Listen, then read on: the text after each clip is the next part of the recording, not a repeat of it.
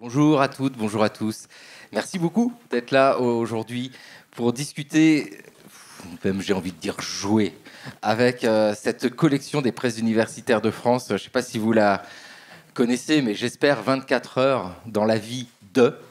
Et c'est vrai que dans la volonté de transmettre l'histoire et de raconter l'histoire autrement, c'était une proposition très forte et très originale. Les presses universitaires de France ont développé plusieurs collections, bien sûr. Il y a cette collection de biographies, on en avait parlé l'année dernière au Rendez-vous de l'Histoire de Blois, qui est une collection absolument magique de biographies incisives, efficaces, avec comme procédé l'idée que le livre doit pouvoir se lire dans un voyage en train. Globalement, c'est un Paris-Marseille. Un Paris-Blois, pourquoi pas? Parce que, non mais c'est vrai, il y a l'interruption de la correspondance. Vous vous arrêtez un peu au milieu à Orléans, et puis vous reprenez après. Donc ça peut marcher. Une très très belle collection de biographies avec un Napoléon III, qui est absolument remarquable.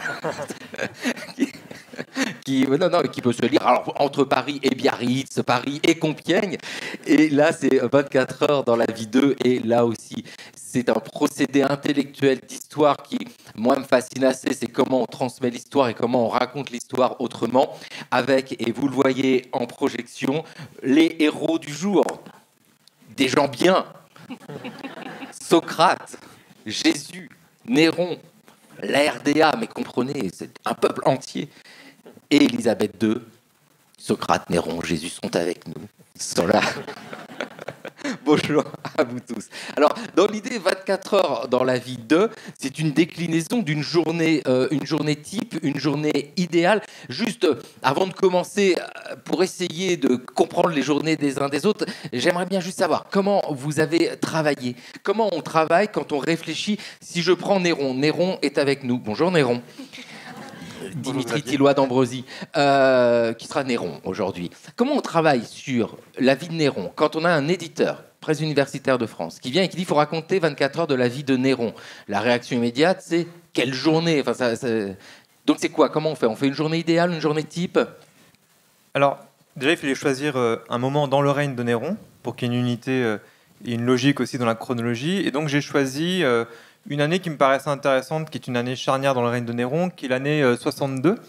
On est avant l'incendie de Rome, donc ce qui m'intéressait aussi, c'était de faire un portrait de la ville, en quelque sorte, avant ce grand incendie, bien loin de la ville de marbre qu'on s'imagine souvent. Et un moment important, puisque à ce moment-là, donc Néron est marié à son épouse Octavie, son épouse légitime, et il souhaite épouser donc Poppée, dont il est follement épris. Et donc, il lui faut monter un stratagème pour s'en débarrasser. Donc c'est là qu'intervient son affranchi Anicetus, qui l'avait déjà aidé à se débarrasser de sa mère Agrippine en 59 après Jésus-Christ. Et donc voilà, Anicetus doit se dénoncer pour qu'Octavie puisse être reléguée sur une île en exil avant d'être mise à mort plus tard.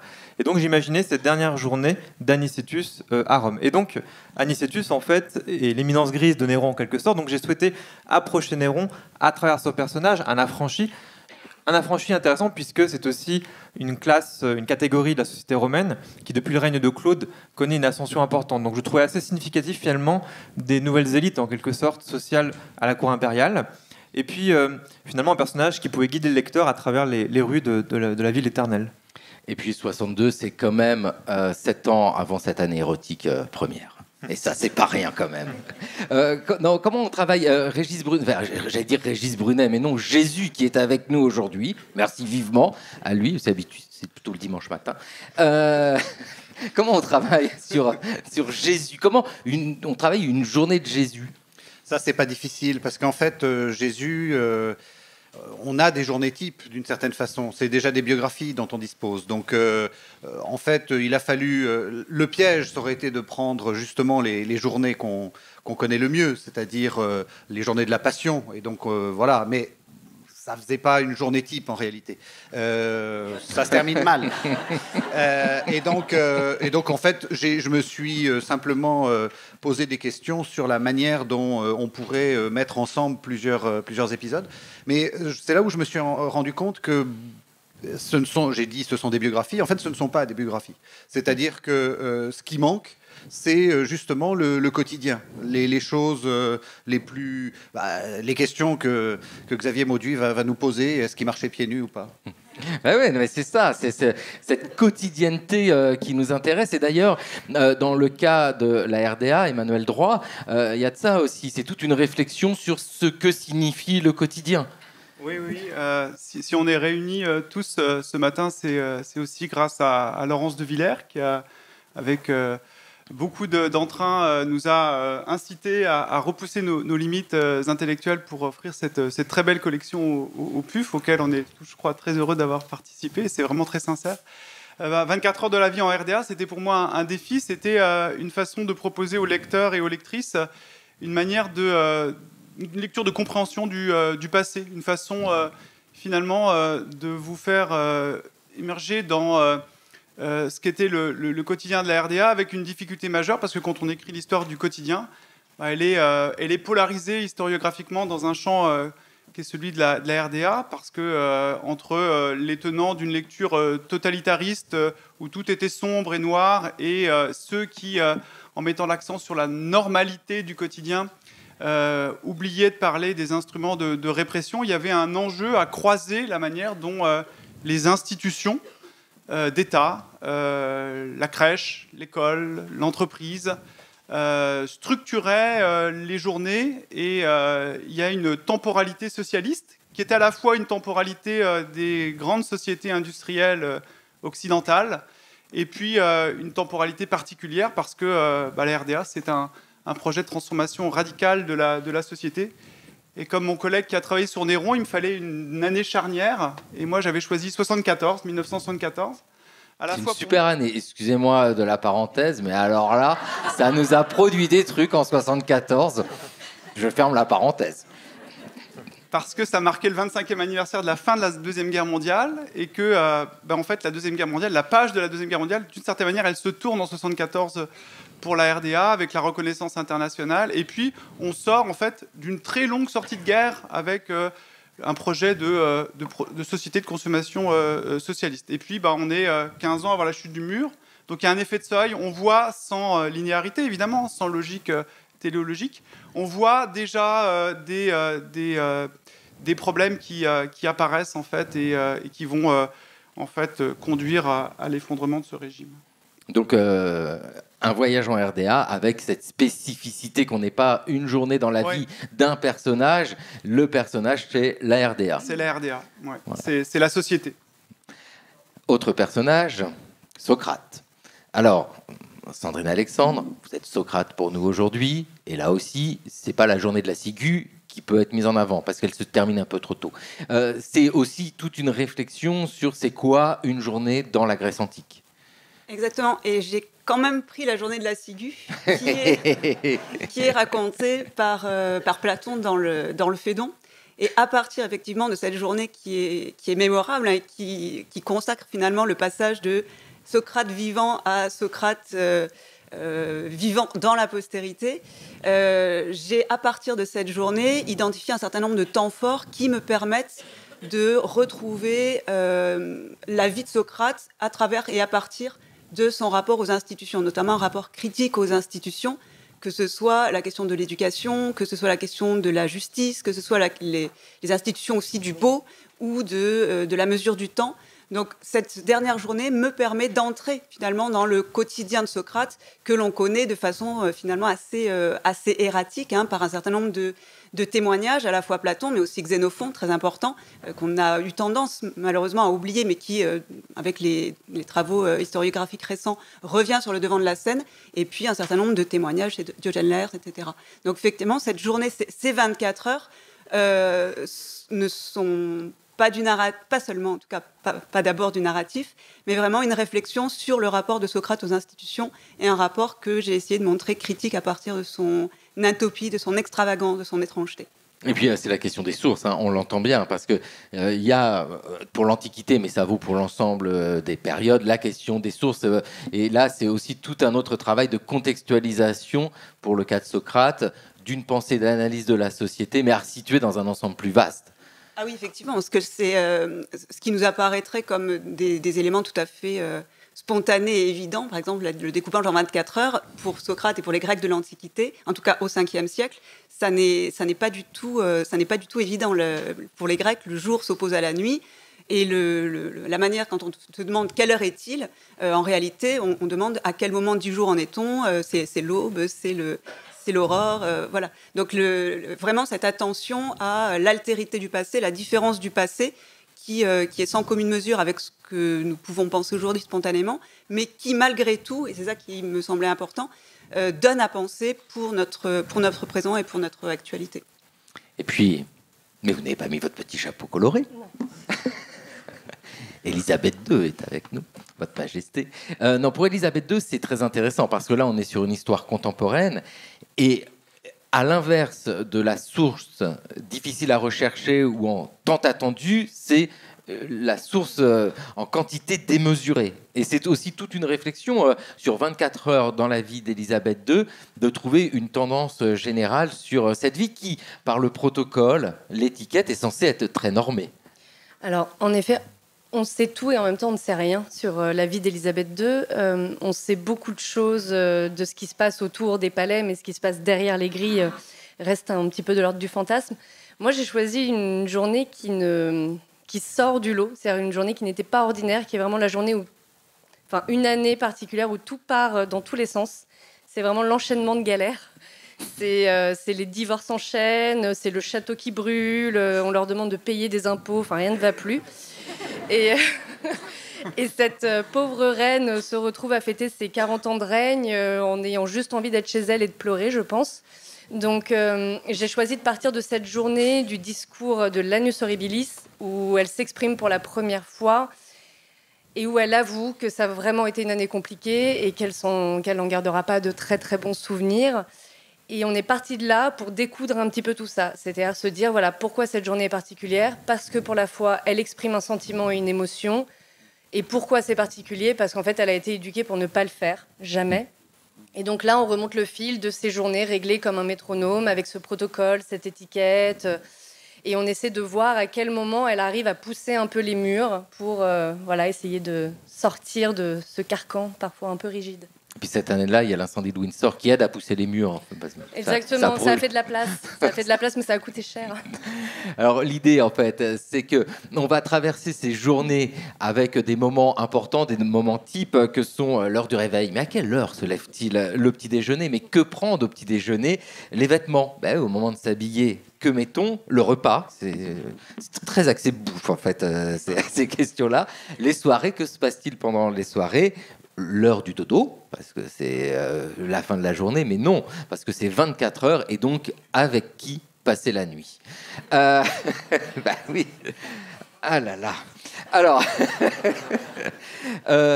si on commence par l'heure du réveil, j'en ai une, c'est 7h30. Qui se réveille à 7h30. Je crois que c'est moi. Ah, c'est vous, c'est la reine Elisabeth. Pourquoi cette réponse hyper précise de 7h30 ? Parce qu'on le sait, c'est un rituel. On tirait les rideaux de Buckingham tous les jours à 7h30. Et dans le livre, je raconte que la seule fois où elle s'est réveillée par elle-même, c'est cette fameuse fois où elle s'est retrouvée face à face avec un intrus dans sa chambre qui était assis au pied de son lit et qui avait juste envie de discuter parce qu'il allait pas très bien. Et donc, en fait, on sait que c'était très rare parce que justement, ce jour-là, on s'est dit, mais comment c'est possible ? Pourquoi on n'a pas réveillé la reine ? Pourquoi sa femme de chambre n'était pas là ? Donc voilà, en remontant le fil, on en déduit que normalement, tous les matins, une femme de chambre tire les rideaux, réveille la reine, lui apporte une tasse de thé et les premiers journaux, puisque la première chose qu'elle fait, c'est de lire ce qu'il se passe partout dans son pays. Elle lit tout, absolument tout. Voilà. Ah oui, dès le réveil, hein. Dès le réveil. C'est une bonne humeur. Ah, c'est une bosseuse. Vraiment, on fait tous pareil. Hein. On écoute les infos. Qui se lève le plus tôt ici ? Moi, je regarde par là-bas. Je sens que le travailleur est-allemand est vigoureux de bon matin. Ouais, il est vigoureux de bon matin. Il l'est encore aujourd'hui. Il y a un héritage de cette temporalité socialiste qui a même été une sorte d'argument de propagande en saxe-anhalt, donc dans la partie orientale de l'Allemagne réunifiée. On les appelle les Frühaufsteher, donc ils se lèvent tôt en effet. autour de 5 heures du matin, même plus tôt que la reine. Le peuple se lève plus tôt. Il se lève plus tôt, pourquoi ? Parce que l'organisation de la société est centrée sur l'entreprise. L'entreprise en RDA, c'est pas seulement un lieu de travail, c'est aussi un lieu qui accueille la crèche, qui organise parfois les périodes extrascolaires des enfants et des adolescents. Il y a même eu l'expérience d'organiser les tâches ménagères pour soulager le fardeau qui revenait aux femmes est-allemandes, parce que même s'il y a l'égalité proclamée, ce sont les femmes qui font les tâches ménagères, qui assurent les tâches ménagères. Et donc, l'organisation de l'entreprise, c'est par cycle de 8 heures, 6 heures, 14 heures, 14 heures, 22 heures. Donc, on commence à travailler à 6 heures, et il y a une pause pour prendre le petit déjeuner à 8h30, 9h, à la cantine, et le petit déjeuner est gratuit, parce que les entreprises financent évidemment toutes ces formes de redistribution sociale. Donc le petit déjeuner était gratuit, il y avait des cantinières qui étaient affectées à ces tâches, avec, vous pouvez vous l'imaginer, c'est pas caricatural, mais c'est à l'allemande, hein, donc c'est de la charcute, voilà, du pain, mais le Schwarzbrot, celui qui tient bien au ventre. Et ce régime alimentaire inquiète un tout petit peu dans les années 70, parce qu'évidemment, il y a des problèmes de santé publique qui en fait, émergent par manque de diversité alimentaire. Bah ouais, par exemple, le petit jus d'orange du matin. Non, il n'y a pas de jus d'orange, parce que les oranges, c'est un produit extrêmement rare en RDA, et quand elles viennent de Cuba, elles sont vertes avec plein de pépins. Alors, c'est pas terrible. C'est pas terrible. Pour Jésus, c'est quoi l'heure du réveil Parce que non, mais c'est vrai, on devrait savoir. C'est la bonne question. Alors, ça va être comme pour Socrate, je pense. C'est-à-dire que c'est ce qu'on a dit juste avant. Dans l'Antiquité, on divise la nuit en veille, la nuit, oui, c'est ça, en veille, et le jour en heure.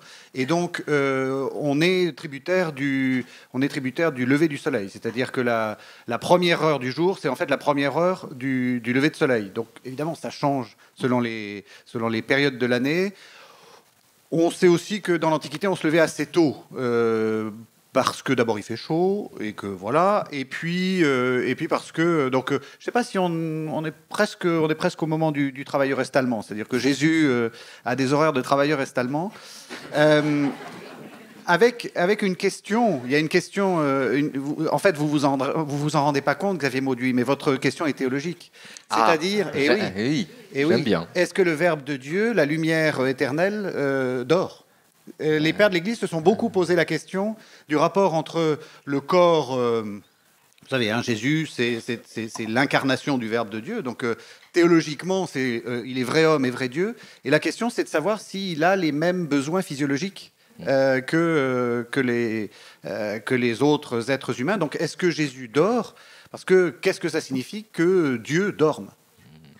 Je vous laisse méditer. Ah non, mais je médite. Régis Burnet, ce qui est très intéressant dans cet échange trans-période dans lesquelles souvent historiennes on est classé, c'est que ça vous permet de dire des phrases comme « Jésus a des horaires de travailleur est-allemand », qui est assez, je pense, peu courant dans une carrière. En théologie, on le dit pas trop souvent, mais j'assume. Donc, on peut confirmer, Sandrine Alexandre, avec Socrate, hein, donc c'est ça pour le lever. Oui, tout à fait. On a un témoignage dans le Criton d'un réveil, d'un lever de Socrate, où Criton arrive dans la prison, donc c'est après le procès. Et Socrate lui dit « Mais quelle heure est-il » Et le jour se lève à peine. Donc on peut en déduire que Socrate a l'habitude de se lever effectivement aux aurores et de commencer dès lors cette journée. Mais je rejoins encore une fois Régis Burnet dans la mesure où parfois Socrate ne dort pas non plus. Il y a un certain nombre de moments où il ne dort pas du tout, quand il est en campagne ou quand il revient d'un banquet. Et là, il est le seul à être debout sur ses deux jambes et à repartir alors que tous ses compagnons sont complètement dans les choux, inhibés par complètement le vin absorbé. Voilà. Donc Socrate est bon en after. Exactement. Socrate, c'est le pro de l'after, Socrate. Et cette capacité à endurer va être vraiment la marque de fabrique finalement du personnage, hein, qui est capable, malgré le froid, la faim, la boisson, d'être toujours droit dans ses sandales, qui ne porte pas toujours, mais droit dans ses sandales, et de réussir à faire une deuxième journée malgré la fatigue. Il est costaud. Si on reste dans l'Antiquité, Dimitri, pour Néron, parce que bien sûr, on a cette grille de lecture qui convient pour l'Antiquité avec le lever du soleil, mais enfin bon, là, on a Néron. Alors, pour les Romains, c'est la même chose qu'en Grèce, ou que dans le Proche-Orient antique. Le soleil, est un indicateur, effectivement, du début de la journée. Alors, je voudrais ajouter autre chose, c'est que pour les Romains, et pour la morale romaine notamment, le rythme de vie, le rythme des activités est extrêmement important et révélateur également de la personnalité d'un personnage. Et de façon assez caractéristique, on le voit dans les biographies impériales de Suétone, de l'Histoire Auguste, Aurelius Victor par exemple. Le bon empereur, c'est celui qui se lève tôt et surtout qui, dès le réveil, ne perd pas de temps et s'adonne à la gestion des affaires de l'Empire. Alors pour Néron, chez Suétone, on n'a pas beaucoup de détails sur le lever de Néron, mais on peut supposer qu'en tant qu'empereur, si on s'éloigne aussi de tous les clichés qu'on peut avoir sur Néron, il s'adonne nécessairement à la gestion des affaires de l'Empire. Au quotidien, l'empereur doit en fait gérer une correspondance importante avec les provinces, les cités. Il doit trancher tout un tas d'affaires, judiciaires par exemple. Et donc, voilà, les activités commencent assez tôt. Alors, il faut savoir aussi que chez les Romains, on parlera un petit peu du soir après, mais en tout cas, la nuit est normalement faite pour dormir. Et Sénèque dit de ceux qui vivent la nuit pour faire la fête notamment, qu'ils sont des hommes cafards, c'est l'image qu'il emploie. Donc on voit vraiment qu'il y a une attention des Romains très très importante sur la régularité du rythme de vie, des habitudes, du sommeil, de l'alimentation. Et il y a une dimension médicale puisque la diététique justement, défendue par les médecins comme Galien, stipule que justement la régularité dans le rythme de vie, Plutarque le dit aussi en tant que moraliste, est garante d'une bonne santé mais aussi d'un comportement qui est efficace pour le service de la cité et encore plus de l'Empire évidemment quand on est un empereur. Alors pour le petit déjeuner, alors pas de jus d'orange, mais par contre chez les Romains le petit déjeuner qu'on appelle le ientaculum est assez rapide et justement l'étymologie signifie le repas qui est pris à la volée en quelque sorte. C'est composé de pain, de fromage, de fruits, un petit peu de vin qui a une dimension médicale d'ailleurs, et parfois de restes de la veille également. Bon, pour les petits déjeuners de Néron, on n'a pas de précision. On sait en revanche que quotidiennement, il prend du poireau, qui est réputé vertueux et bénéfique pour la voix, puisque Néron, évidemment, ça donne très largement au chant et à l'entraînement. Et donc ces biographes nous disent que cela fait partie de ses pratiques alimentaires quotidiennes. Donc peut-être un peu de poireau au matin pour ses talents de chanteur. Dimitri, je profite d'avoir un historien de l'alimentation. Du point de vue des Romains, le petit-déj de RDA à base de charcuterie, ça passe pas. C'est trop gras tout ça. Alors les Romains n'ont pas vraiment la notion de gras, mais ils ont un petit côté est-allemand puisque les Romains au quotidien consomment beaucoup de charcuterie. C'est souvent pour les catégories moyennes et modestes, une façon de consommer de la viande dans les tavernes.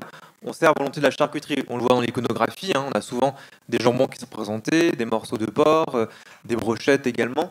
Donc non, en fait, le cochon fait vraiment partie du quotidien des Romains. Et Pline, justement, dans l'histoire naturelle, Pline l'Ancien dit que c'est le seul animal à offrir des milliers de saveurs. Donc pour les Romains, déjà, tout est bon dans le cochon, d'une certaine manière. On va voir à la fin que la RDA synthétise l'ensemble de l'histoire de l'humanité. Ça va être quelque chose d'assez particulier. Si on reste sur le petit-déj, elle mange quoi, notre reine Elisabeth II ? Déjà, je suis un peu triste pour elle. Elle est feignante par rapport à tous les autres. Elle se lève plus tard. Et... C'est vrai qu'elle se lève tard. Oui, elle se lève tard finalement. Mais on verra à quelle heure elle se couche. Elle mange quoi un petit déjeuner typiquement anglais. C'est des jam pennies. Donc, c'est des petits sandwichs à la confiture.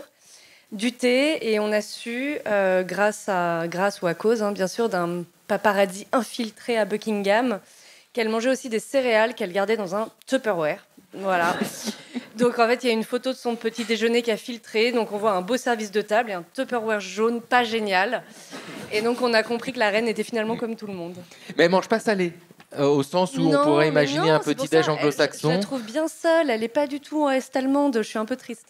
Ah ouais, c'est bizarre. Bon, Socrate, lui, c'est pas la ciguë au petit-déj, parce que sinon ça arrête vite les 24 heures. Finalement, oui, les 24 heures ne commencent pas. Ne commence pas. Donc lui, c'est quoi ? C'est pareil, on est dans l'Antiquité. Alors, on n'a pas de témoignage direct sur le petit déjeuner de Socrate, en tout cas à ma connaissance. Peut-être que ça va trouver une source merveilleuse et magique, mais non, le petit déjeuner d'un grec typique, déjà, c'était pas le petit déjeuner, mais c'est le premier repas, on va dire.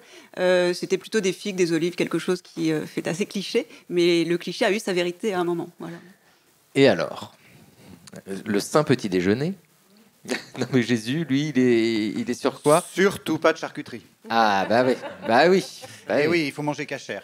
Donc surtout pas de charcuterie. On est un peu sur les mêmes bases, c'est-à-dire petit déjeuner que j'appelle à la libanaise, vous savez, pain pita, un peu de fromage et beaucoup d'huile et des olives aussi. Pas de tomates, évidemment, puisque on est un peu tôt pour la tomate. On a aussi des petits déjeuners miraculeux, c'est-à-dire que vous pêchez du poisson en grande quantité le matin et on vous le fait cuire sur le feu. Et donc, ça veut dire que le matin, on pouvait aussi se manger un bar grillé. Enfin non, je ne sais pas ce qu'on mange, ce qu'il y a dans les lacs, mais probablement un Saint-Pierre grillé au feu de bois, accompagné, je ne sais pas, de sauce, probablement de sauce tahina, vous savez, la sauce au sésame, quelque chose comme ça. Mais c'est vrai que prendre le petit-déj avec Jésus, c'est plus fait à volonté. Parce qu'il vous fait des pains, vous faites tout ça. Non, mais c'est quand même extrêmement pratique. Faut y aller. Mais ce que vous dites est juste, c'est-à-dire qu'on sent qu'il y a, par rapport à d'autres textes de l'Antiquité, dans les textes du Nouveau Testament, une très grande importance à la nourriture. Et d'ailleurs, il y a un reproche qu'on fait aux disciples de Jésus, qui mangent beaucoup, que lui-même s'occupe un peu trop de nourriture. Donc finalement, oui, Jésus, il est bon compagnon, on mange bien avec Jésus. D'accord, c'est de la bonne compagnie, ça permet de digérer facilement.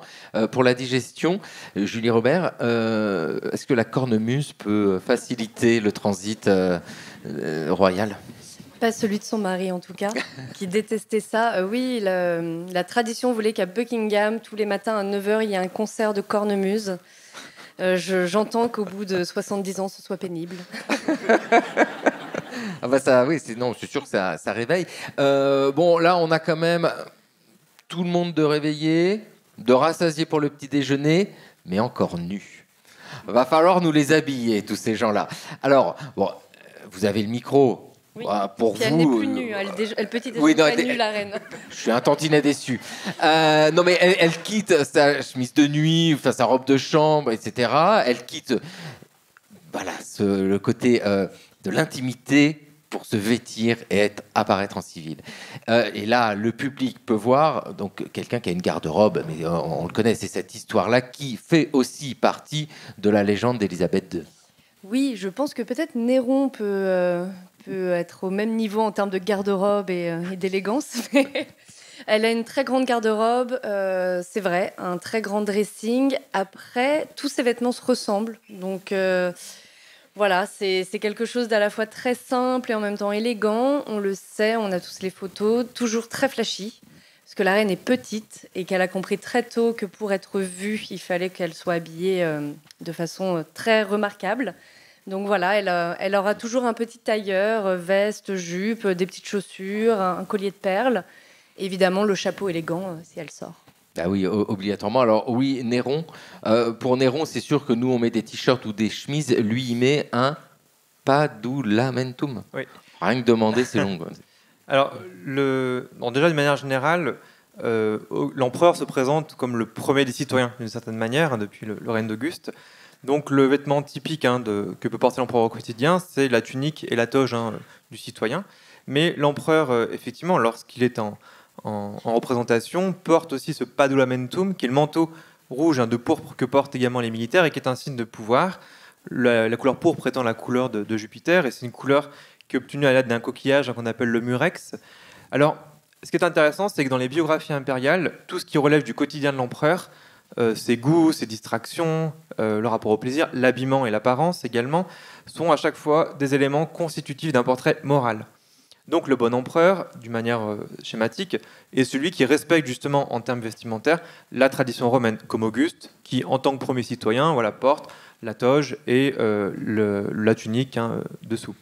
Alors quant à Néron, Suétone nous dit dans la vie des 12 Césars, alors la description est un peu imprécise, mais il nous dit que Néron a l'habitude de se présenter dans une sorte de robe de chambre avec un foulard noué autour du cou et les cheveux en arrière, Alors on le voit sur les monnaies d'ailleurs, ce qui est assez intéressant.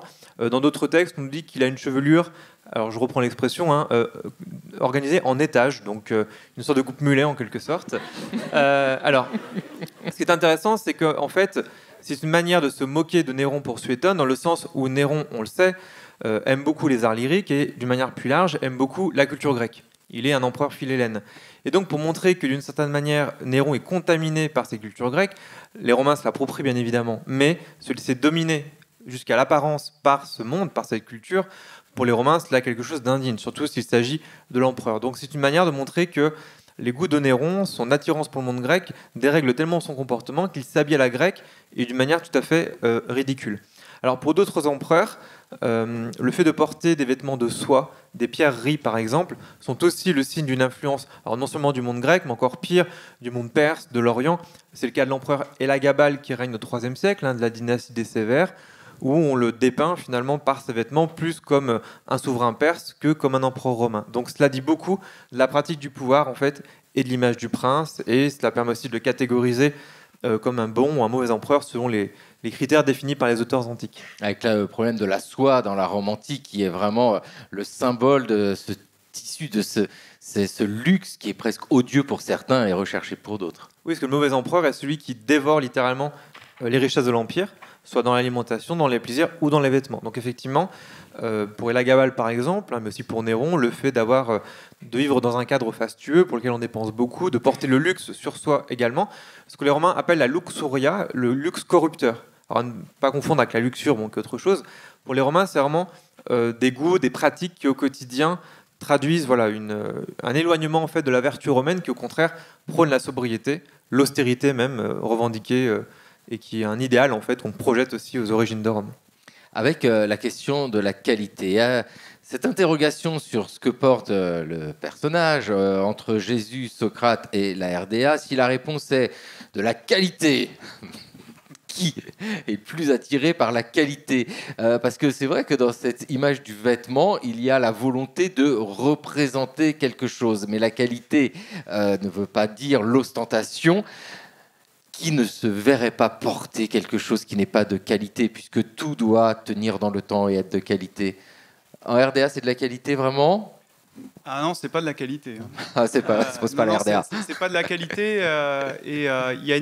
C'est intéressant ce que vous avez mentionné sur le caractère de représentation, parce que le vêtement est politique en RDA. Il y a une dimension politique dès le départ. Alors, dans le domaine de l'éducation et donc des enfants, au moment où les organisations de jeunesse du Parti socialiste unifié prennent définitivement le contrôle au début des années 50, se pose la question de l'uniforme scolaire à travers la chemise blanche des jeunes pionniers, avec le foulard bleu. Alors on s'est rendu compte que si ils mettaient leur chemise blanche tous les jours, elle allait être vite usée, car de mauvaise qualité. Donc on la gardait que pour les grands moments commémoratifs. Et puis comme il y avait des violences dans les cours de récréation, que certains élèves déchiraient les foulards des enfants de socialistes zélés en les traitant de sales porcs de Russes ou en utilisant un certain nombre d'insultes. Là aussi, on a fait machine arrière et on a gardé le vêtement politique pour certaines commémorations. Et puis, la RDA, elle s'est toujours définie par rapport à la RFA. Et évidemment, la mode venait de l'Occident.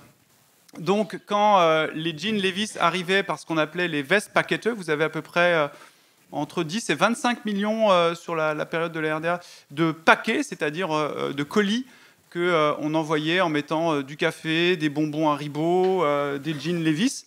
Dans les années 60, c'était à peine toléré. Dans les années 70, on peut mettre son jean Levi's, qui évidemment est de bien meilleure qualité que les jeans Made in RDA, qu'on appelle des Neathose, donc des pantalons assez évasés sur le... Voilà. Au bas du pantalon.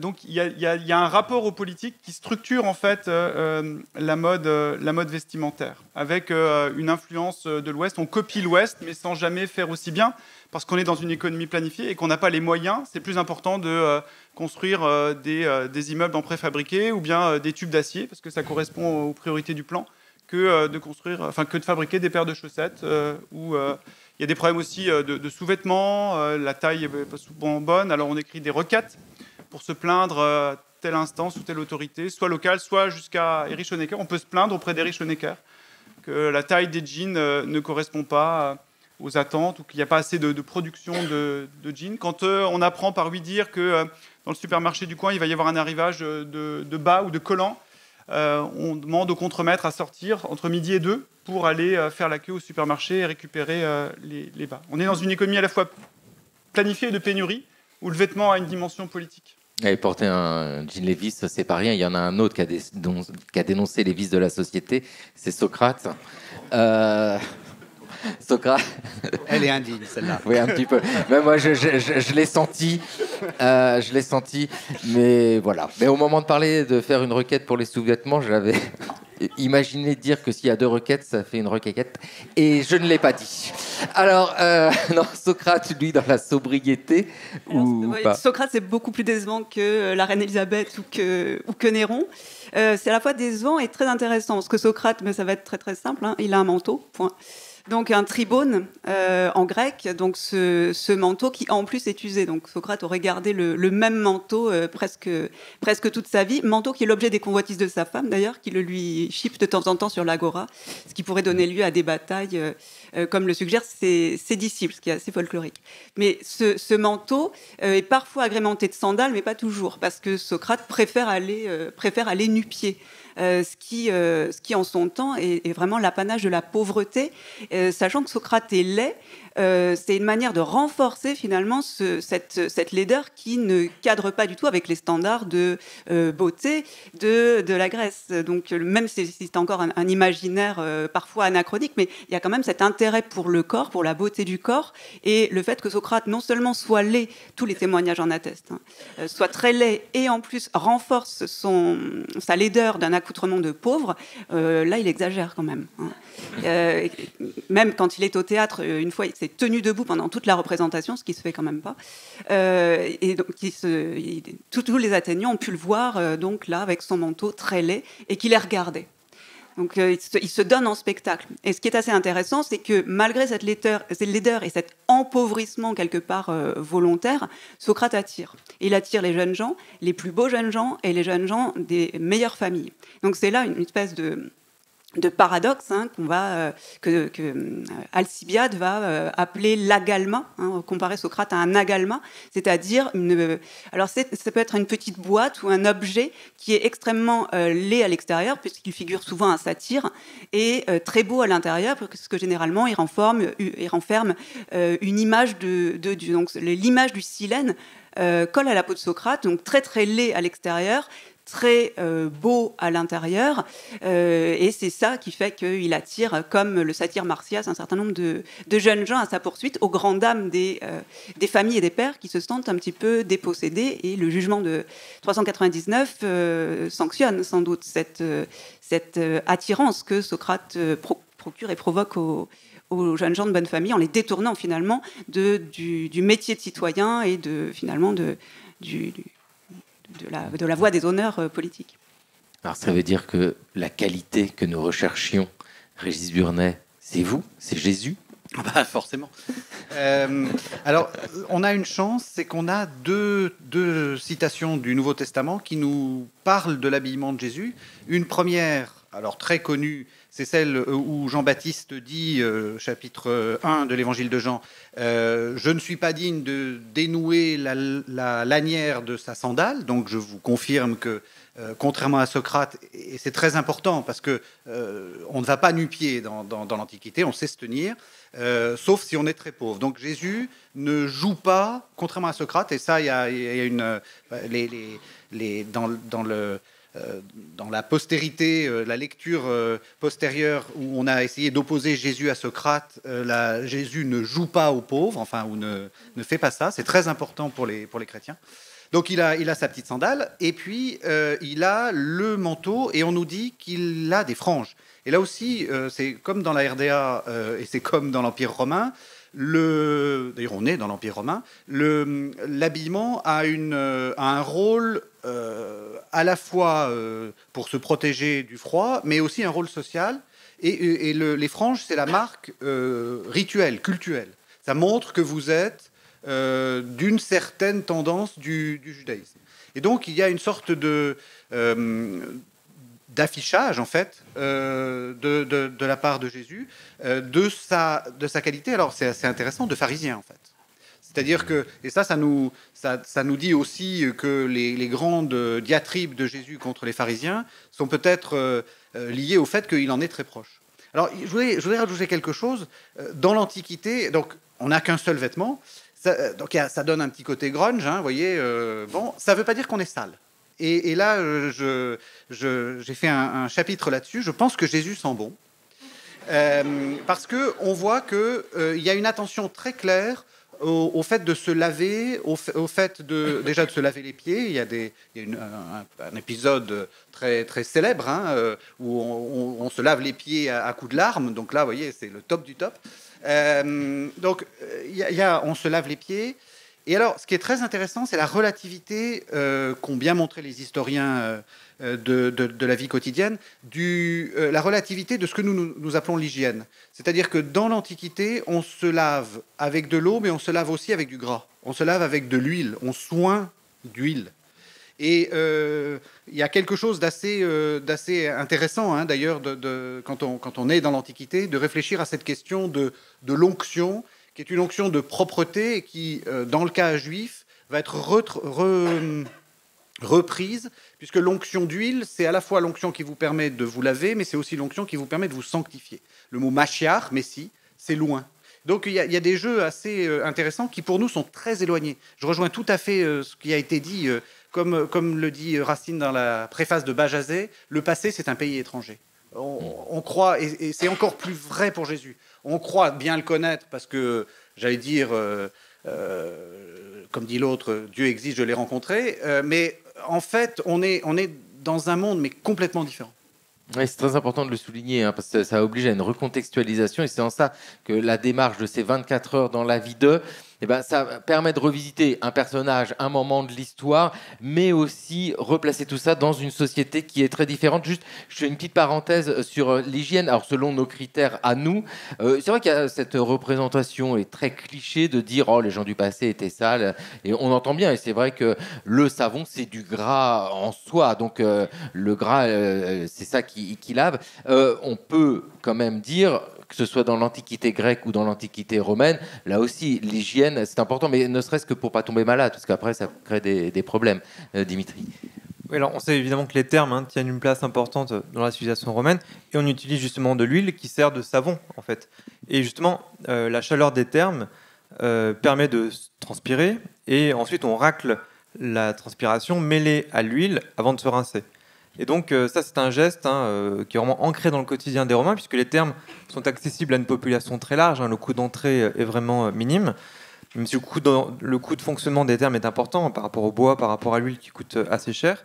Donc c'est vraiment un geste qui est important. Et les bains s'inscrivent également dans la diététique antique, qui ne concerne pas que l'alimentation, mais c'est vraiment une hygiène de vie. Donc des médecins comme Galien, par exemple, préconisent vraiment au quotidien une hygiène du corps qui est aussi donc garante de l'hygiène, de la santé, puisque les bains agissent sur les humeurs dans la croyance antique, dans la croyance médicale antique. Déjà, Hippocrate le dit au 5e siècle avant Jésus-Christ, et donc les effets du bain permettent de contrebalancer les mauvaises humeurs. Donc c'est vraiment une hygiène de vie globale, en fait, préconisée par les médecins. Mais c'est vrai que le matin, quand on prend le métropolitain ou le bus en transport à côté de quelqu'un qui n'a pas pris de bain, on est de mauvaise humeur.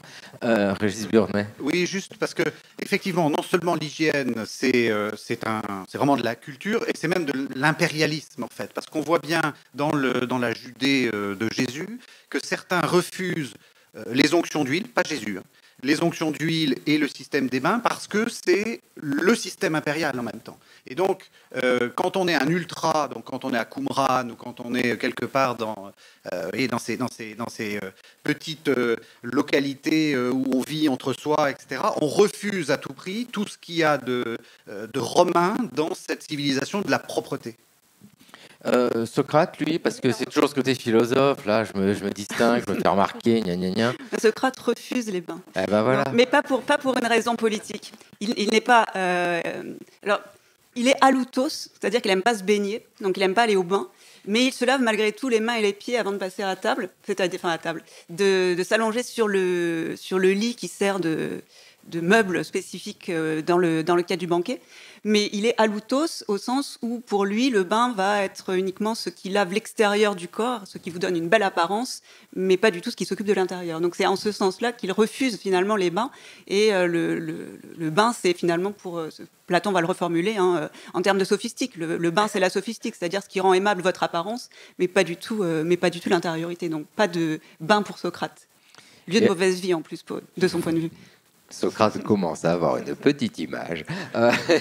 Emmanuel Droit. Non, mais il n'est pas grincheux en réalité. Non, mais bon, on l'aime bien, il est cool. Non, puis en plus, c'est Socrate, quoi. En RDA, ça se passe comment? Parce que là aussi, faut faire venir les produits, tout ce qui est cosmétique. Je ne sais pas si le savon de RDA... Non, le savon de RDA lave convenablement. C'est pas ça. Il n'arrache pas la peau en même temps. Non, c'est pas ça l'enjeu, parce que la RDA est souvent présentée comme une sorte de produits de guerre froide, et c'était Hans Ulrich Wehler qui l'a qualifié de satrapie soviétique, mais en fait elle s'inscrit dans une tradition allemande, qui est la tradition aussi de l'hygiénisme. Donc l'hygiène était très importante en RDA, ça faisait partie de la morale socialiste. Il y avait une volonté à travers le parti de diffuser des bonnes valeurs au quotidien. Et les membres du parti devaient veiller et accompagner, surveiller l'hygiène de vie de leurs camarades. Dans les entreprises que je vous présentais, le travail d'équipe est organisé en brigade. Donc le chef de brigade veillait à ce que tout le monde arrive à l'heure, soit propre. Quand il y avait des problèmes d'alcoolisme, on venait là aussi se mêler un petit peu des affaires privées. Et l'hygiène était importante à l'école. Pour ceux qui sont un peu germanistes, le verbe lüften, aérer, c'est une religion civile en Allemagne, l'aération des pièces. Vous voyez, là on n'est pas du tout dans une tradition hygiéniste, parce qu'on ne peut pas aérer ici. Et donc l'aération des pièces était recommandée à la fois sur le lieu de travail et dans le quotidien, avec un problème en RDA qui rejoint l'enjeu politique et social, c'était la question du logement. C'est-à-dire qu'on peut... ériger des bonnes pratiques d'hygiène, mais quand vous avez les toilettes ou la salle de bain sur le palier, dans les vieux bâtiments hérités des mythes casernes du 19e siècle, c'est problématique. Donc quand on est dans les années 70, Erich Honecker a lancé un grand plan de construction de logements, 3 millions, et il a tenu parole, parce que le dernier arrive en 1990, au moment où on commence à détruire les premiers parce qu'ils sont vidés, les Allemands quittent ces nouvelles villes. Là, dans les nouveaux logements, on a l'eau chaude, la salle de bain, les toilettes séparées dans des appartements modernes. Et là, on peut véritablement contribuer au développement de ce qu'on appelait la personnalité socialiste, qui est une personnalité avant tout propre. Ouais, c'est important. Non, mais c'est d'autant plus important d'aérer quand on a passé sa nuit avec un troupeau de chiens dans son lit. Et Elisabeth II. Non, Elisabeth II, est-ce qu'il y a... on ne va pas demander si elle est cracra ou pas cracra, c'est la reine. Non, est-ce qu'il y a quelque chose qui relie Elisabeth II à un parfum particulier, une habitude des fournisseurs royaux qui fait que c'est très connu, comme il peut y avoir pour d'autres souverains. En 1853, la maison Guerlain fabrique un parfum pour l'impératrice Eugénie, parfum qui est toujours en vente aujourd'hui. Alors, je vais y venir. Je voulais juste rebondir sur ce que tous les auteurs disaient. En fait, il y a un gros point commun, c'est que le vêtement est politique, quelle que soit l'époque. Parce qu'en fait, même Elisabeth II, on a l'impression que ça n'a l'air de rien et que ça n'a aucun sens de l'avoir avec ses bibis et ses tailleurs. En fait, tout est extrêmement politique. C'est-à-dire que, par exemple, elle faisait très attention à ne jamais être habillée de manière trop luxueuse ou trop élégante, parce qu'elle voulait absolument être proche de son peuple et elle voulait surtout pas mettre une barrière entre elle et les gens. Et de la même manière, on y reviendra sûrement, mais comme elle n'avait le droit de rien dire, jamais, surtout pas de s'exprimer politiquement en public, elle a trouvé des petits stratagèmes de temps en temps en portant tel ou tel vêtement, telle ou telle couleur, pour se faire entendre et se faire comprendre, passer des messages un petit peu subliminaux. Et en fait, je me rends compte que quelle que soit l'époque, quels que soient les siècles, la façon dont nos héros du passé s'habillent, ça a vraiment un sens, vraiment. Après, pour répondre à votre question, oui, elle se lave, ne serait-ce que parce qu'il y a beaucoup de salles de bain dans tous les palais. Donc ça, il n'y a pas de doute. Pour être honnête, je ne sais pas si elle portait un parfum particulier. Maintenant, ce qui est certain, c'est qu'elle a fait pousser sur tous ces domaines énormément de plantes, d'herbes, de choses comme ça, et qu'il y a énormément de produits estampillés famille royale. Donc j'imagine qu'il y a des crèmes et des soins spécifiques à la reine d'Angleterre, mais on n'en a pas fait commerce en France. Non, mais c'est vrai, hein, et le fait qu'il n'y ait pas une évidence qui arrive dans la réponse et que C'est pas même Marilyn nous, on ne le sache Monroe. pas. Elle s'endormait pas voilà. avec du Chanel, non. Oui, nu avec du Voilà. Chanel, bah oui. On peut passer très rapidement, parce que la journée, on voit ce que c'est une journée avec les activités diverses, etc. Et vas-y que je te marche sur l'eau, et vas-y que je brûle Rome, et chacun on fait nos petits trucs et tout, tiens, je vais bâtir un mur, enfin bon, voilà. C'est les journées particulières. Juste, elle est scandée par... c'est vrai que l'alimentation, Dimitri, bien sûr, c'est important. C'est quoi les heures du repas pour les uns, pour les autres? Parce que évoquer la variété peut dépendre des journées, mais si on est avec Jésus, le midi... Alors, peut-être que mes deux collègues antiquisants vont me contester. On ne sait pas très bien comment les repas s'organisent dans l'Antiquité, et surtout, c'est très variable. On sait qu'il y a effectivement un premier repas le matin, et qu'il y a un repas du soir. Après, ça dépend des cultures, des civilisations, et probablement aussi du type social, et puis peut-être des activités de la journée. Donc, j'ai beaucoup de mal à vous répondre. Oui, parce que là, on peut se retourner, vu qu'on est dans le monde romain avec Jésus, Dimitri. Ça donne quoi, là, l'organisation de l'alimentation dans la journée pour les Romains? Alors, au cours de la journée, les repas sont vraiment très simples et rapides.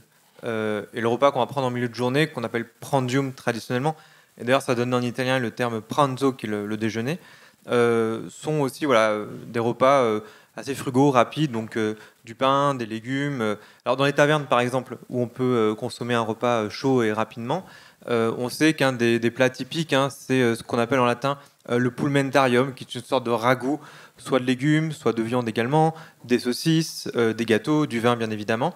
Malgré tout, on peut voir dans les tavernes parfois un certain raffinement. On le voit à Pompéi, par exemple, dans les dernières fouilles. On a retrouvé des ragoûts qui contenaient de l'escargot, du canard, donc des mets plutôt raffinés. Il existait certainement des tavernes de différents standings, si on peut dire. Par contre, le repas principal de la journée, en fait, qu'on appelle la cena en latin, ce qui a donné le nom de scène par ailleurs, a lieu en fin d'après-midi. Puisque durant le reste de la journée, on a mangé finalement assez peu. Alors, dans les rues de Rome, on peut aussi trouver beaucoup de marchands de denrées alimentaires, soit avec des étals, soit des marchands ambulants. Alors, notamment près des lieux de spectacle, qui c'est évidemment un lieu tout à fait stratégique. On sait que dans les gradins du théâtre ou de l'amphithéâtre, il y avait aussi des marchands de saucisses, de gâteaux, de boissons. Mais voilà, en tout cas, c'est vraiment en fin de journée, plutôt vers autour de 4-5 heures, que se prend donc ce dîner, et qui est supposé, selon la norme morale romaine, se terminer avant la tombée de la nuit. Alors, peut-être qu'on parlera du dîner après. Oui, on va en parler voilà. après, parce que je vois Emmanuel Droit qui ronchonne en disant c'est quand même moi, le pays de la saucisse, gna gna gna, c'est pas les Romains en RDA. C'est ambiance currywurst. Non, même pas. C'est pas le pays de la saucisse. Dimitri a parlé de ragoût. Il y a un mot allemand pour ça. Ça s'appelle Eintopf. On met tout dans une grosse cocotte et on fait cuire un ragoût de bœuf bouilli, de porc bouilli avec des légumes. C'est généralement ce qu'on sert sur la pause méridienne en fonction de la fin de son temps de travail. Mais j'ai consacré un chapitre dans le livre. Dans les années 70, la grande révolution, c'est la diffusion de la consommation du poulet avec l'invention des rôtisseries qui arrive au début des années 70. Alors, comme on n'a pas le droit d'utiliser les termes ouest-allemands, il y a une autre langue aussi en RDA. Il y a une langue allemande, mais est-allemande. On va, pour désigner le poulet rôti, l'appeler le broiler.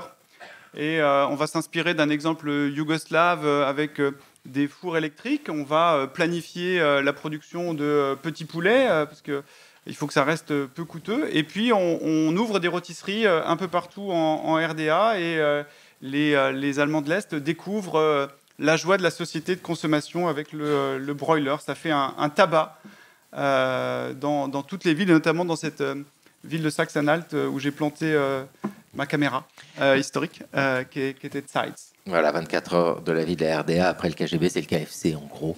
Vous comprenez, il y a le poulet rôti.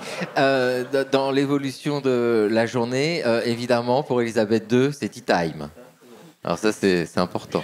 Oui. On est en Angleterre, donc le tea time a son importance. Et surtout, elle a beaucoup bossé, Elisabeth, jusqu'au tea time. Comme tous nos personnages, dès le matin, elle travaille. Elle a notamment l'étude de ces fameuses mallettes rouges qui contiennent tous les documents du gouvernement, qui font d'Élisabeth II la femme la mieux informée du royaume et l'une des femmes les plus informées au monde. Il y a beaucoup de ces premiers ministres qui disaient elle ne donne jamais son avis, mais qu'est-ce qu'on aimerait avoir ses conseils, parce qu'elle sait tout sur tout absolument. Donc la journée passe, elle est parfois très ennuyeuse, rythmée par plein de rendez-vous, d'obligations, d'inauguration, de rubans à découper, de mains à serrer, etc. 17h, c'est un petit peu la délivrance, c'est la pause. Donc voilà, c'est le tea time. Et généralement, quand elle est chez elle, elle le passe avec sa meute. Voilà, sa meute de corgi. D'accord, ok. C'est toujours très impressionnant de voir les images. Toutes ces petites choses qui lui courent après, oui. Avec les paparazzi derrière et le prince Évidemment. Philippe, bien sûr, qui n'est pas petit. Et puis, dans cette histoire de l'alimentation, dans le quotidien de nos personnages et de ces héros, pour Socrate, il y a le banquet. Oui. Non, mais parce qu'il faut le banquet, quand même, dans cette histoire-là. Je rejoins ce que disait Régis Burnet sur les repas de la journée.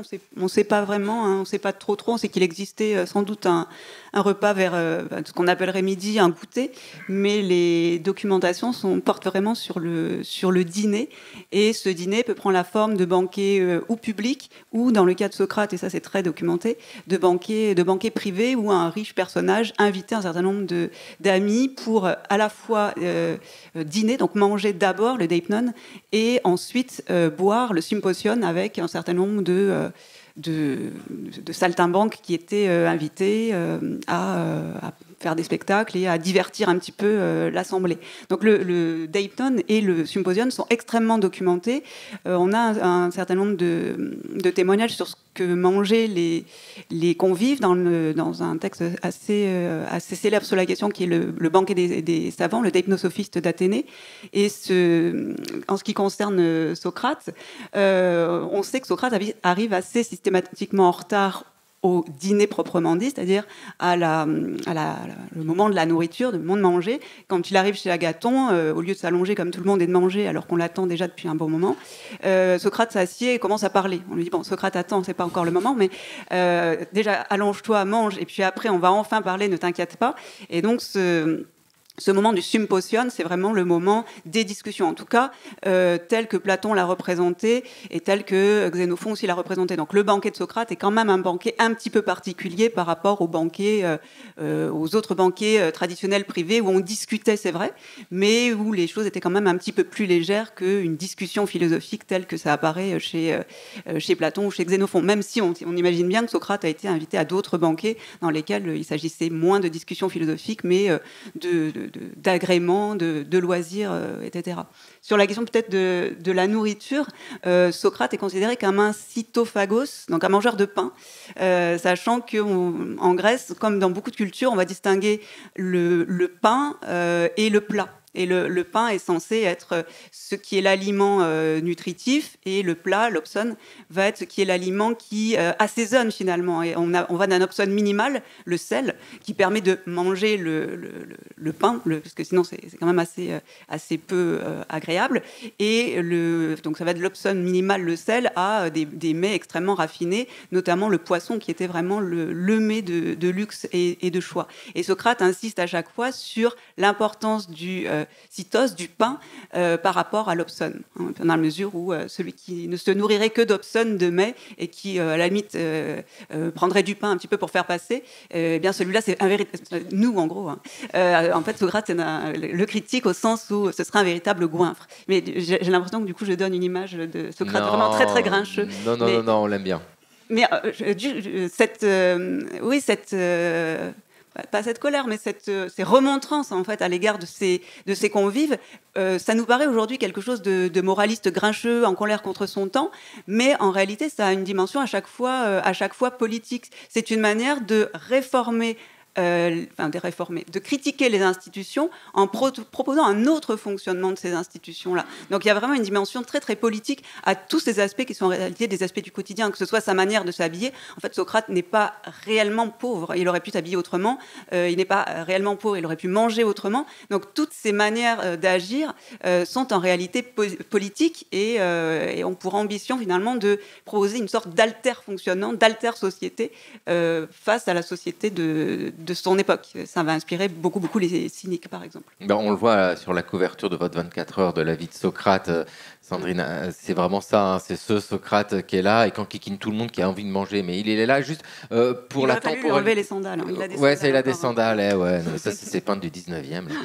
Non, mais juste pour la temporalité, parce que dans la projection mentale qu'on pourrait avoir d'un banquet de l'Antiquité, on s'imagine la nuit, etc., les torches. Non, parce que... Non, ça commence quand même en fin de journée. Voilà, fin de ça journée. commence en fin de journée, mais ça peut se prolonger très tard dans la nuit, et le banquet de Platon finit à l'aube. Et c'est cette fameuse journée où Socrate, finalement, encore une fois, ne s'est pas couché et retourne vaquer à ses affaires, retourne sur l'agora, parler un petit peu à tout le monde alors qu'il n'a pas dormi. Donc oui, ça peut se prolonger quand même très tard. Oui, c'est pareil pour Néron, hein. Dimitri Thiloane Ambrosi, Néron, quand même, les banquets, tout de suite, on se dit, là, ça devait être quelque chose. Oui, alors on a des descriptions de banquets impériaux assez spectaculaires parfois. Alors là aussi, une fois plus, le banquet impérial est un espace de représentation du pouvoir qui permet de définir donc, le bon ou le mauvais prince. Et le mauvais prince, le prince tyran, c'est celui qui justement banquette jusqu'au bout de la nuit, à l'inverse des préceptes moraux qu'on a pu évoquer précédemment. Alors c'est un banquet qui n'est pas simplement fait pour se nourrir. Alors dans le banquet romain comme dans le banquet grec, la discussion évidemment est très importante, mais c'est aussi un lieu de spectacle et de divertissement. Donc au cours du banquet, et c'était certainement le cas au cours du banquet de Néron, les musiciens, les danseuses, les mimes également devaient agrémenter le plaisir apporté par les mets.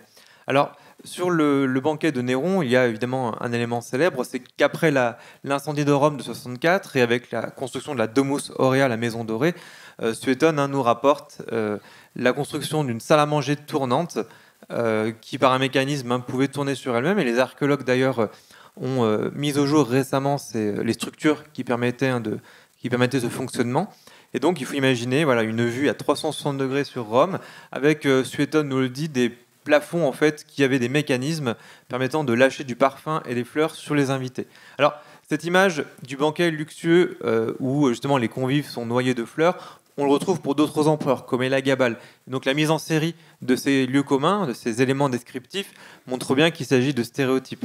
Alors, sur le banquet, il faut savoir, ça c'est Suétone une fois de plus qui nous le rapporte, qui est assez médisant envers Néron, que parfois, après le repas, Néron avait peut-être plutôt durant les premières années du règne l'habitude de sortir dans les rues de Rome avec des amis pour jouer les hooligans en quelque sorte, fracasser des boutiques, taper des passants, jusqu'au jour où il tombe sur un sénateur, donc ce qui fait évidemment ce qui pose problème.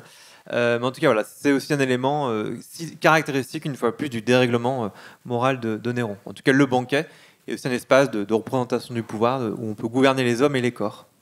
C'est sûr que le banquet Socrate, le banquet Néron, c'est vrai que c'est connu et ça reste dans notre imaginaire, mais alors celui qui a été quand même le plus représenté, c'est le banquet de Jésus. Non, mais c'est cette réunion entre amis.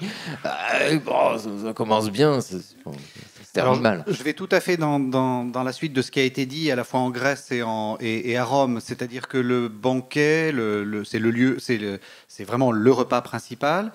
On voit, il ne faut pas oublier que la Judée, c'est une petite province. Et comme tout provinciaux, on veut avoir le carré Hermès et le Sambon de chez Chanel.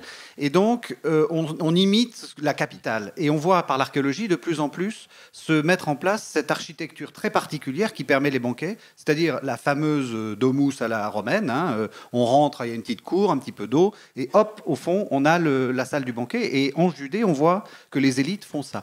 Ce qui est intéressant, c'est que Jésus semble, là aussi, problème politique, est-ce qu'on se romanise ou pas? Jésus semble avoir été très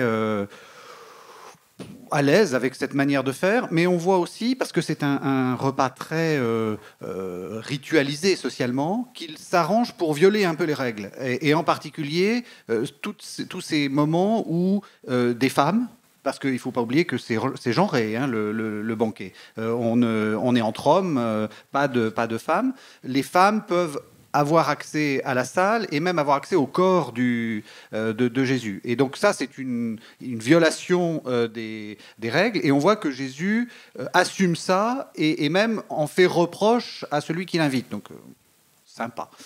En même temps, le banquet, dans la vieille tradition juive, c'est le lieu. Alors, c'est pas un banquet en réalité, c'est un repas.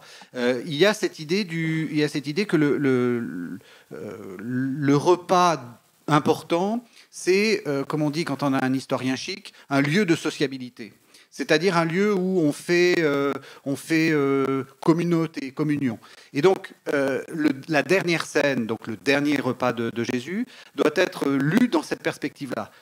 C'est un repas de testament, avec en plus une troisième couche. Donc, vous voyez, il y a la couche, on va dire, romaine, la couche juive, et en plus une couche rituelle juive. Il y a un repas ritualisé, qui est le repas de Pâques, le Seder, dans lequel on commémore le sacrifice de l'agneau. Et donc, il y a un jeu très compliqué dans cette fameuse Sainte Seine. On est dans quelque chose qui est de l'ordre de la communion, mais aussi dans l'identification de Jésus à l'agneau, donc à celui qui est sacrifié. Et donc, quand on voit une Sainte Seine, il faut toujours penser à ça, à ces différentes couches de sens, en fait. Et puis le repas, vous l'avez dit avec justesse, c'est ce moment de sociabilité, d'échange. On l'entend bien, hein, que ce soit dans l'Antiquité grecque, Antiquité romaine ou Antiquité romaine aussi avec Jésus. Et ce moment d'échange, ça veut dire d'échange d'idées en RDA, ça pose problème. Parce que conversation surveillée, non, il y a toujours quelqu'un pour écouter ou pour regarder par le Judas. Pardon. Excusez-moi, ça m'a échappé. Alors, la RDA, c'est une société de niche où le privé reste quand même, la sphère privée reste quand même un endroit relativement protégé. Il n'y a pas d'agents de la Stasi ou de collaborateurs officieux dans chaque famille. Le repas, c'est aussi malheureusement un moment où on reproduit des inégalités dans les couples, c'est-à-dire que ce sont les femmes qui préparent le repas, qui donnent à manger aux enfants parce qu'il faut les coucher tôt, ils se lèvent tôt pour aller à la crèche, c'est 6h du matin, l'école c'est 7h du matin. Donc ce sont les femmes qui assurent les tâches ménagères, qui préparent le repas, de manière à ce que les enfants aillent au lit tôt, pour ensuite avoir une soirée qui n'est pas forcément une soirée libre, au sens où le couple peut disposer de sa soirée, parce que c'est une société qui mobilise en permanence. Donc il va y avoir toujours des réunions politiques de cellules du parti pour organiser la prochaine campagne de bénévolat, pour mettre en valeur les jardins, les espaces publics, ou une réunion à l'école, la préparation de la communion socialiste, la Jugendweihe quand on a 14 ans. Bref, il y a toujours quelque chose à faire. Alors il y a quand même des moments où on arrive à échapper à cette pression politique.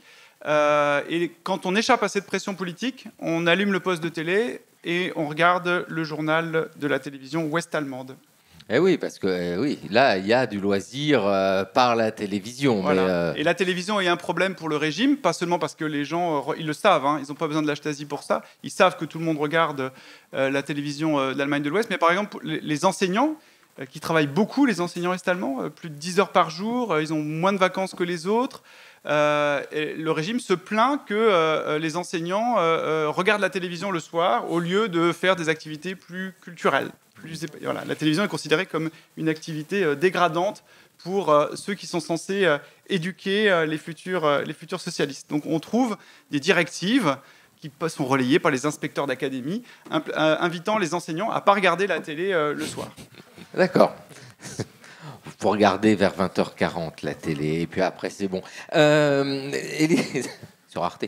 Elisabeth, elle regarde la télé le soir avec Philou, enfin le prince Philippe, ou alors je mets de côté toutes les réceptions mondaines, etc. Parce que j'imagine que c'est une obligation régulière dans son existence. Il y a une idée de ce qu'est la soirée intime de la reine Elisabeth, à quelle heure le dodo, tout ça? Oui. Elisabeth, contrairement à ce qu'on pense, a une vie assez simple. D'ailleurs, elle a souvent dit que si elle n'avait pas été reine, elle aurait adoré vivre à la campagne et mener une vie d'aristocrate ordinaire avec ses chevaux, ses chiens. Elle n'avait pas vraiment choisi ça, c'était pas prévu, ça lui est tombé dessus. Après, comme elle est très croyante et qu'elle est très têtue, elle a tenu bon jusqu'au bout. Mais c'est vrai que les banquets, les réceptions, c'était vraiment plus de l'ordre des obligations. On l'a vu récemment, Charles III, Versailles, tout ça, c'est toujours assez grandiose. Quand c'était pas des banquets officiels, elle était chez elle en tête-à-tête avec son mari. Parfois, j'imagine en famille, mais finalement, on parle très peu d'Elisabeth avec ses enfants, puisque voilà, ils ont été beaucoup élevés par d'autres. Et c'était des dîners tout à fait simples. Alors évidemment, elle a un chef personnel. Évidemment, il lui cuisine ce qu'elle veut, du gâteau au chocolat préféré en passant par le gibier. Mais ça reste quand même assez simple. Et ça leur permet de se retrouver parce qu'en fait, ils se voient très peu la journée avec Philippe. Et une fois que c'est fait, chacun vaque à ses occupations. Voilà, donc de temps en temps, ils sont ensemble, parfois pas du tout. On sait qu'elle a une passion pour les romans policiers. On sait qu'elle regardait la télé, mais pas The Crown. On sait qu'elle aimait bien faire des mots croisés. Et ils faisaient leur vie tous les deux comme un couple assez ordinaire avant de se dire très gentiment bonne nuit et de rejoindre chacun leur chambre, puisque en bon aristocrate, ils ne dormaient pas ensemble. Donc elle dort seule, pas tout à fait seule. Elle dort seule ou avec 2-3 corgis qui traînent, mais voilà, le reste, on l'ignore. Mais surtout, elle profite de ce moment de solitude pour s'adonner à une activité qu'elle fait depuis qu'elle est toute jeune. En fait, du jour où elle a su qu'elle allait être reine, c'est-à-dire elle devait avoir de mémoire 11 ans, je crois, sa mère lui a demandé de tenir un journal intime, comme le faisait son ancêtre, la reine Victoria, qui, on le sait, tenait un journal intime où elle racontait sa vie. Et donc la reine Elisabeth, toute sa vie, a rempli des carnets, des petits carnets reliés de cuir, que personne n'a jamais pu lire, sauf peut-être Philippe, qui était le seul à y avoir accès. Et donc on imagine ce que contiennent ces carnets, c'est-à-dire 70 ans de règne, donc 70 ans en vrac, de crise politique, d'évolution sociale, de crise tabloïde, de mort de Diana, de naissance d'enfants, d'arrivée d'Internet, enfin des choses qu'on ne soupçonne pas. Ça va évidemment de la guerre des Malouines jusqu'au Brexit. Donc on serait très curieux de pouvoir lire ce qu'elle pensait de tout ça. Comme elle avait beaucoup d'humour et d'esprit, on aimerait bien qu'elle ait mis aussi quelques pics, quelques pensées bien vachardes sur les gens qu'elle croisait. Mais on le saura peut-être jamais, parce qu'elle a demandé à ce que ces carnets soient tenus secrets. Et quand elle est décédée, son fils, donc le roi Charles aujourd'hui, a demandé à ce qu'on les étudie. Il les a confiés à son majordome, le majordome d'Élisabeth, qui était son homme de confiance, et qui, pendant des semaines, va étudier le contenu des carnets et décider... Non, ça craint. On va le remiser dans les archives. Ça peut être intéressant. On peut éventuellement les publier. Donc voilà, on attend la fin de l'étude pour savoir si un jour on saura ce qu'elle écrivait dans ses carnets. Ouais, ça sent la source exceptionnelle qui obligerait à revisiter complètement une partie de l'histoire du XXe siècle. Alors elle disait que c'était très ennuyeux et qu'elle écrivait rien d'intéressant, mais peut-être qu'elle était juste très humble, on ne sait pas. Bah, peut-être. Mais on a très envie de lire. Donc une nuit plutôt calme ensuite. Très calme, franchement, très calme. Elle a tout balancé dans ses carnets, elle est détendue, elle va faire dodo. Une nuit de Néron. Alors les auteurs nous disent donnent peu d'éléments sur les nuits de Néron, à part les escapades nocturnes qu'on a évoquées tout à l'heure. Alors Néron a la chance lorsqu'il est à Rome, de pouvoir dormir sur le Palatin, donc qui est la zone de résidence impériale. Alors sachant qu'à l'époque de Néron, et en 64, avant la reconstruction de la Maison Dorée, Néron a déjà un ensemble résidentiel assez important, qui est donc la Domus Transitoria, littéralement la maison du passage, et qui consiste en un ensemble de pavillons, de lieux d'agrément décorés de façon absolument somptueuse, et un ensemble qui s'étend du Palatin à l'Esquilin. Donc cela couvre c'est pas construit en continu, c'est un ensemble de zones de pavillons, de jardins également. Donc Néron, finalement, est à l'écart aussi du chaos que représentent les rues de Rome, puisque des auteurs comme Juvénal, notamment, qui écrit donc à la fin du 1er siècle, laisse transparaître une ville absolument insupportable à vivre. Il dit notamment qu'on meurt en fait d'insomnie à Rome en raison du bruit. La plupart des habitants vivent dans des immeubles qu'on appelle les insulae, où les conditions de vie sont très précaires, c'est très mal isolé. On subit évidemment les conséquences du chaud ou du froid. Et puis, évidemment, lorsqu'il y a une catastrophe, on est aussi très exposé, que ce soit des effondrements ou de grands incendies. Et donc, il faut imaginer aussi de nombreux chariots qui circulent la nuit, puisque la circulation est réglementée durant la journée pour limiter l'encombrement des rues. Mais bon, voilà, le bruit des chariots sur la rue, sur la route, le bruit des tavernes également, tout cela rend la vie assez compliquée. Donc, c'est pour ça que Néron, comme bien d'autres aristocrates romains, aime aussi pouvoir se retirer hors de la ville. Alors, une des régions de villégiature les plus prisées, déjà à l'époque républicaine, c'est évidemment la Campanie, donc la région de Naples, avec évidemment la station balnéaire, on pourrait l'appeler ainsi, de Baille, qui se trouve donc au nord-ouest de Naples, où les empereurs donc ont des résidences avec des bains, c'est une zone thermale aussi assez réputée. Donc voilà, ils ont cette possibilité de s'échapper et de trouver un petit peu de calme hors de l'agitation de Rome. Et qu'en est-il de Socrate? Parce qu'on va quitter Rome. On reviendra à l'hostie avec vous à la fin. Alors Socrate, effectivement, ces nuits sont l'objet d'un certain nombre de fantasmes. Deux types de fantasmes. Le fantasme héroïque d'abord, parce que Socrate, ce que je disais un peu tout à l'heure, Socrate est réputé avoir une vaillance et une endurance hors du commun. Donc que ce soit à la bataille de Potidée en 432, où il aurait passé la nuit appuyé sur un bâton en train de cogiter avec lui-même, aux grandes dames des soldats, ses compagnons soldats qui étaient là. Héroïque aussi, comme tout à l'heure je le disais aussi, sur ce banquet où il ressort finalement en étant pas ivre du tout, pas sobre mais pas ivre non plus. Donc c'est fantasme héroïque déjà de ce personnage atopique, hors du commun, extravagant, et fantasme érotique aussi dans la mesure où il attire énormément à lui les sollicitations, les regards, et tous les jeunes gens veulent se l'accaparer. Agathon qui l'invite à son banquet et qui lui dit dès qu'il arrive viens t'asseoir près de moi, viens t'allonger près de moi. Alcibiade aussi, et qui raconte à la fin du banquet qu'il a tout essayé pour avoir une relation avec Socrate et que ça n'a jamais marché. Donc Alcibiade très déçue, parce qu'Alcibiade, Dimitri parlait tout à l'heure des hooligans, de Néron hooligan. Alcibiade, c'est ça, c'est le jeune homme de bonne famille qui fait les 400 coups et qui est extrêmement beau et qui se demande bien pourquoi Socrate ne veut pas être son amant.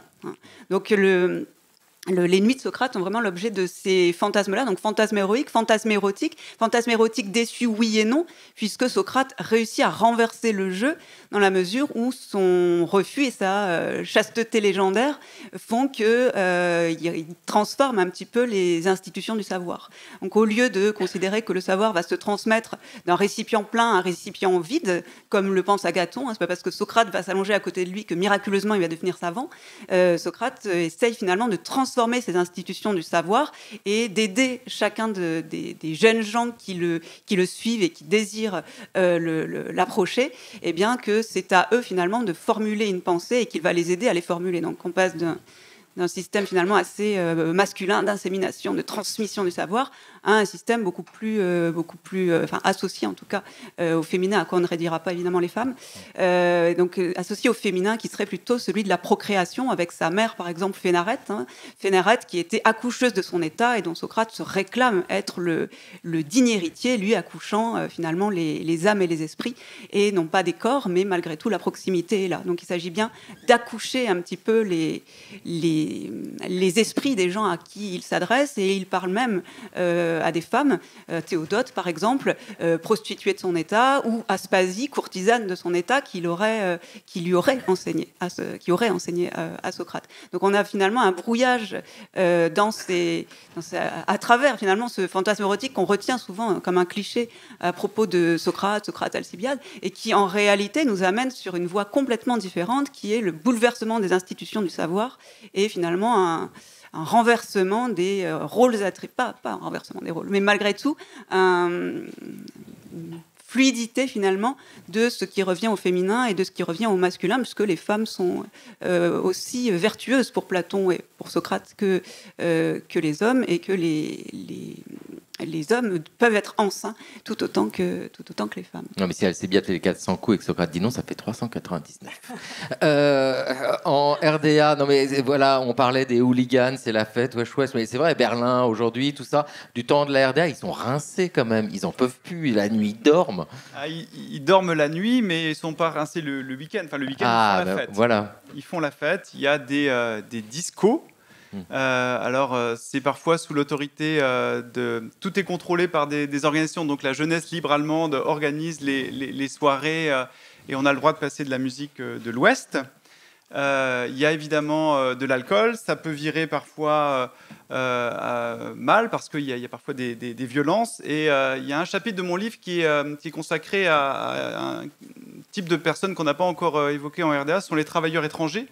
Cubains, mozambicains, angolais, algériens, qui sont parqués à l'extérieur de la ville, qui sont invisibilisés, qui essaient de sortir le soir et qui sont parfois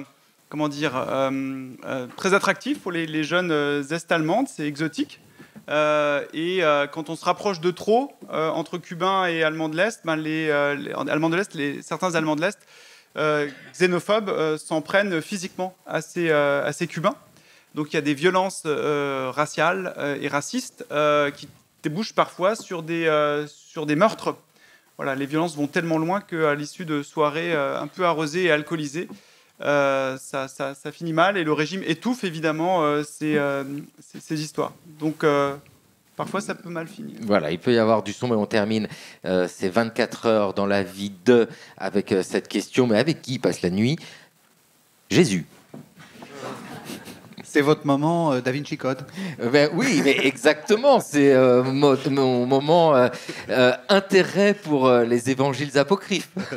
Alors, il n'y a pas de témoignage évidemment de la sexualité de Jésus. Enfin, je dis évidemment, justement, c'est une vraie question. C'est-à-dire que on dit souvent que dans le judaïsme, on ne peut pas être célibataire, le fait de procréer est indispensable. Il y a des exceptions et Jésus en fait partie en réalité. C'est-à-dire qu'on connaît des grands personnages qui sont souvent des prophètes itinérants qui, pour des raisons religieuses, ne se marient pas. Ce qui est sûr, c'est qu'on n'a aucun témoignage de la sexualité de Jésus, aucun témoignage d'une descendance de Jésus, mais on voit bien que dans toute l'histoire de la réception de ce personnage, la question se pose. Elle se pose de manière un peu souterraine, notamment en art, où on voit bien que la question du sexe de Jésus, la représentation du sexe, souvent, est-ce qu'on le représente nu sur sa croix? Est-ce qu'on lui met un petit périsonium, c'est-à-dire un petit slip?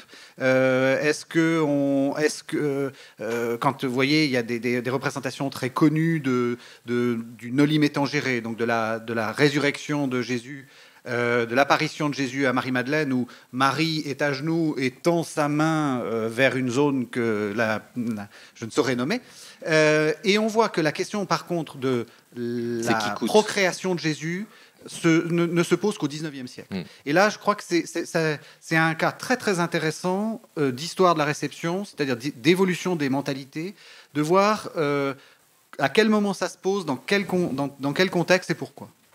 Bon, vous êtes tous les 5 passionnants en racontant, non mais vraiment, on sent bien à travers le personnage et la période de mieux saisir ces moments d'histoire, c'est ces 24 heures dans la vie pour échanger, parce qu'il faut libérer cet amphithéâtre, ce sont les rendez-vous de l'histoire de Blois, et vous savez combien les conférences s'enchaînent. Vous allez pouvoir retrouver les 5 auteurs, autrices à la sortie pour pas très longtemps, parce que après, tout le monde va à ses occupations, mais se retrouve 16h15, 17h15 sur le stand des presses universitaires de France. Merci vraiment de vous être prêtés au jeu, tous les 5. Et merci beaucoup à vous d'avoir suivi ça. Donc vous avez compris, ça y est, ils viennent de tous se coucher, ils ont passé la nuit, et vous remettez la conférence en boucle, parce qu'ils vont se réveiller. Et voilà, vous pouvez continuer. Merci beaucoup. Bon rendez-vous à tout le monde. Merci beaucoup.